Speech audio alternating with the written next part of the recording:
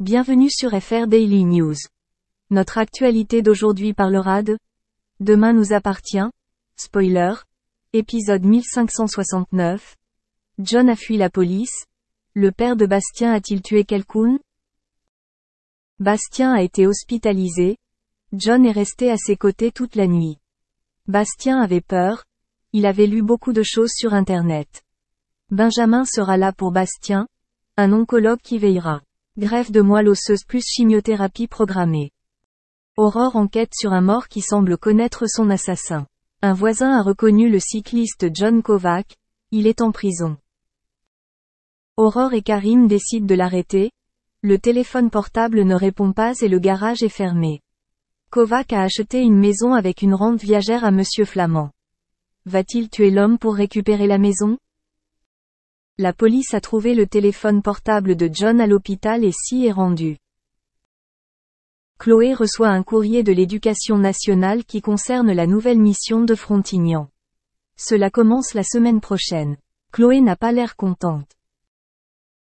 Violette a confié aux Philippines qu'elle était très inquiète car Y avait plus de nouvelles de Bastien.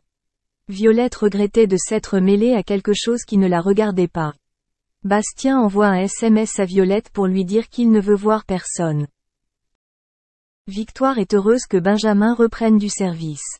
De son côté, il admet que les choses sont compliquées. Il a commencé à souffrir d'une leucémie aiguë chez le fils de son bon ami. Benjamin adorait la relation entre Bastien et son père John. Benjamin ne savait pas ce qui était arrivé à la femme de John. Aujourd'hui Raphaël part à Rennes. Chloé lui dit qu'elle va lui manquer. Chloé avait l'impression d'être tellement habituée à ce métier qu'elle n'était pas motivée pour revenir à ce poste, entre la gestion de la paperasse. Philippine passe en revue la situation financière de la succession. Elle annonce à Victor qu'elle est sur le point d'être liquidée. Les Philippines estiment que des mesures drastiques doivent être prises si elles veulent éviter de déclarer faillite. Il injecte chaque mois une partie de ses fonds personnels. Victor a décidé de louer sa maison pour de l'argent et il dort désormais dans la propriété. Philippine emprunte le livre de comptes de Victor. Elle a quelques idées pour optimiser les choses. Tristan est content que le pub travaille avec des cartes terre-mer. Il est un peu en colère contre Gilles pour son absence. Alex informe Tristan que la semaine prochaine, un marché aux huîtres de Noël ouvrira ses portes.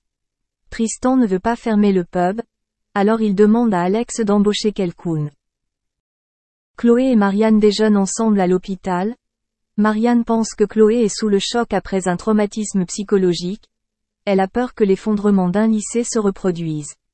Marianne pense que Chloé est dans le déni total. Philippine a informé Victor qu'elle était prête à devenir partenaire à 50%. Victor veut continuer à avoir la majorité. Il veut rester son propre patron. Victor reçoit un appel de Timothée. Il lui annonce qu'il y a des squatteurs devant leur maison. Victor annonça qu'il avait loué la maison. Timothée a voulu surprendre son père mais n'a pas réussi. Cela fait 3 semaines qu'Alex demande de l'aide au marché de Noël. Chloé offre à Alex l'opportunité de travailler au marché. Chloé lui annonce qu'elle a décidé d'arrêter l'éducation nationale. Elle avait l'impression qu'elle avait besoin d'autre chose. Alex a dit à Cheven qu'après toutes ces années, tu m'as surpris. Aurore demande à John de le suivre au commissariat. Il accepte. Mais finalement, il bouscule Benjamin et échappe à la police. Il s'est enfui sur sa moto. Benjamin a été choqué d'apprendre que John était soupçonné de meurtre. Merci d'avoir regardé et à la prochaine vidéo. N'oubliez pas de vous abonner à notre chaîne. En attendant, faites-nous part de vos commentaires dans la section commentaires ci-dessous. Salut à tous, on se retrouve dans cette vidéo pour parler de la maladie malheureusement de Florent Pagny, car vous le savez depuis maintenant fin janvier quand il a annoncé sur son compte Instagram, il souffre d'un cancer inopérable au poumon. Depuis lors, tous ces fans dont vous faites évidemment partie, prient tous les jours pour que Florent Pagny puisse s'en sortir le plus rapidement possible et avec le moins de séquelles. Il y a quelques jours, Aëlle, la fille de Florent Pagny, se prête au jeu des questions-réponses via une story Instagram partagée sur son compte. Un abonné lui demande alors « Comment va ton papa ?»